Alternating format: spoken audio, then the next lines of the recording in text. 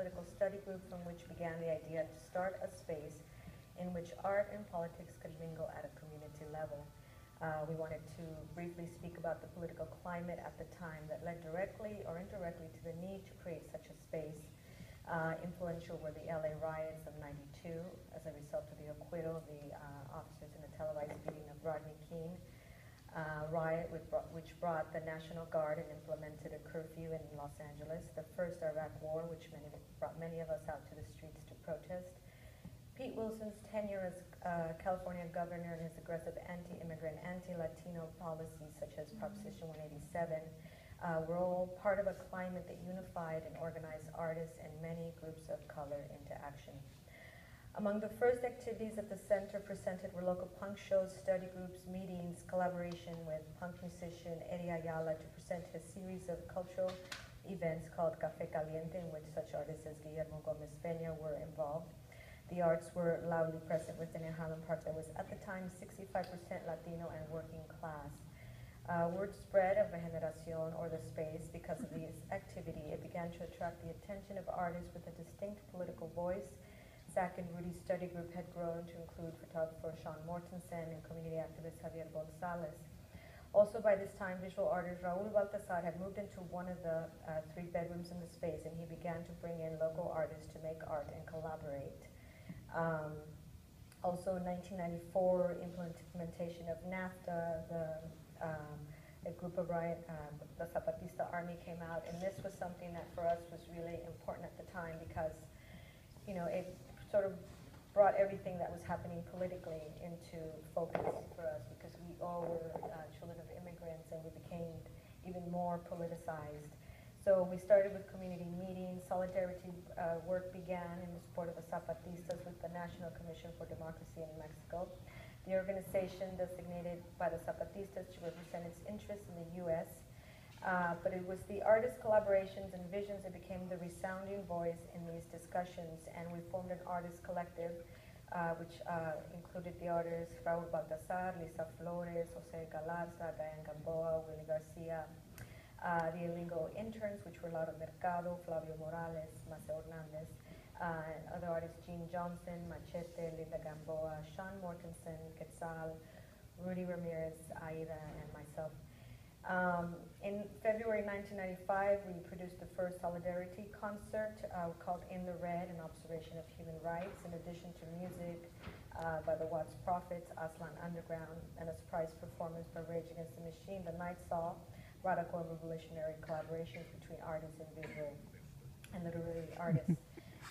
Aida and myself collaborated on a piece in homage to Comandante Ramona, leader in the Zapatista army, who was suffering from ovarian cancer at the time. The piece, written by Aida Salazar, installation by Patricia, that used pig hearts, cow guts, and an iron rib cage, where aborted fetuses hung from a womb, was a commentary on the irony that women guerrillas such as Ramona face as they bear weapons and still carry the capacity to bear life.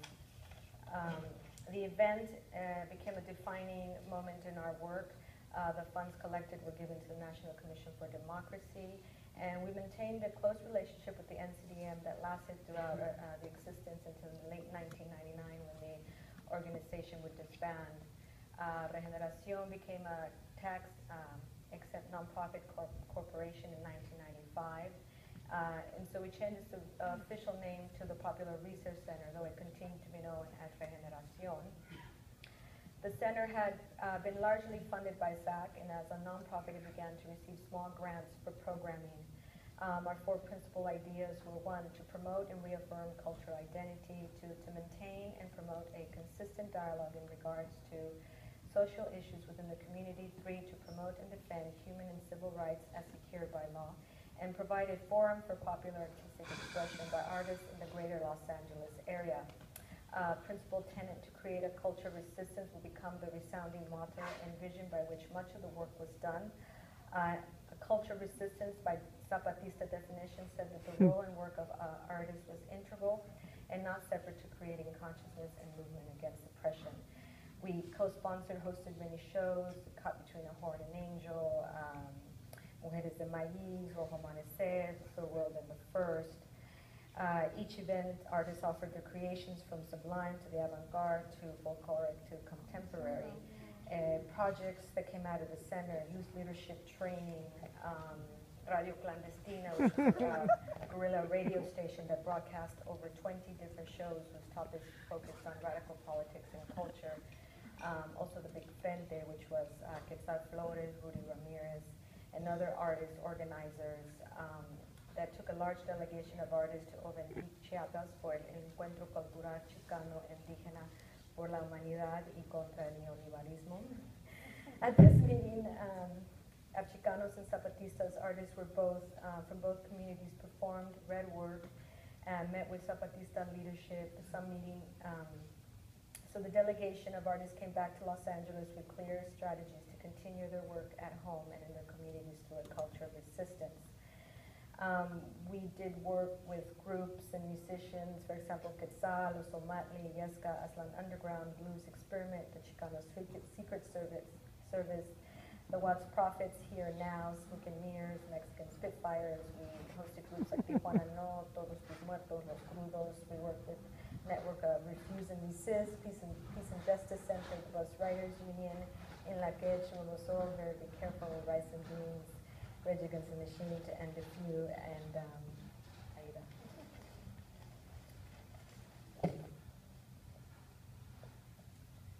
So some of the major challenges we faced in that warehouse space stemmed mostly from the structural difficulties that the center presented, as well as the lack of sound administrative knowledge.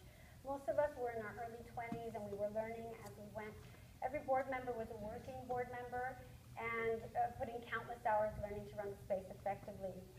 They included Zach, Rudy Dominguez, Javier Gonzalez, Patricia, myself, Quetzal, Sean Mortensen, and Jennifer Sanchez. Each of us taking a different role. Jennifer in particular was born and raised in Highland Park, and she was a liaison to the community. Because the space was not like a professional space, it lacked all of the things necessary for it to act as such. We were in constant danger of receiving citations by the LA Fire Marshal and for capacity violations, sound ordinances, violations from police, and general harassment. As funding from ZAC began to wane and it was evident that Regeneracion would lose its space due to the structural complications, we sought a new venue. At the same time, the board was restructured, and those that remained were Zach and three women, Patricia, Aida, and Jennifer. And with some luck, we moved to Arroyo Bookstore, and during this change, the National Commission for Democracy in Mexico came to rent a space in our new venue. And this marked a shift in the work.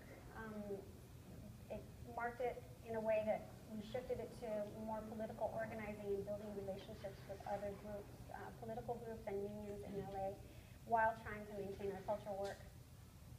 It was at this time that Cecilia started La Escuelita, and we met weekly on Saturdays, and she taught us the Zapatista model of organizing.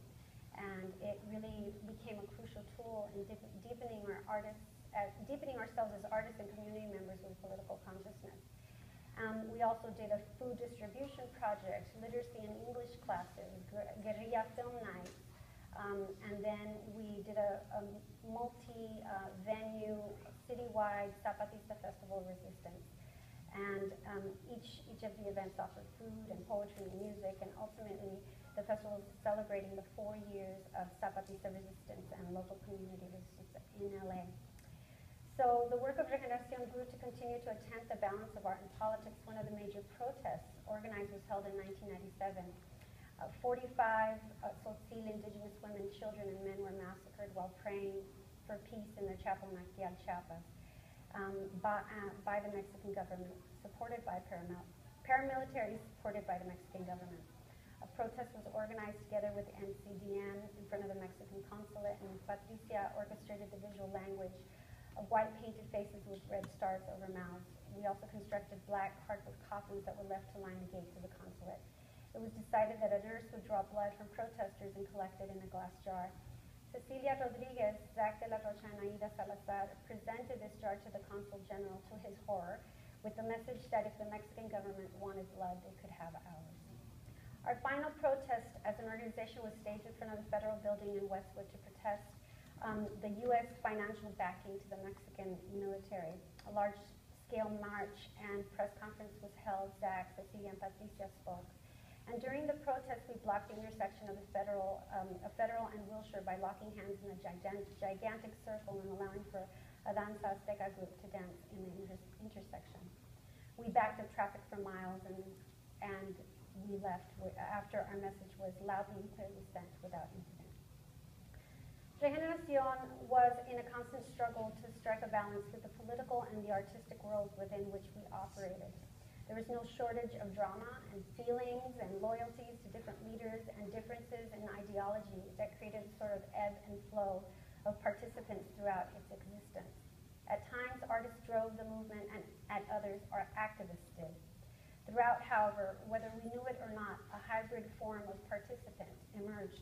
Artists who learned to be activists and activists learned to position the arts at the center of their work.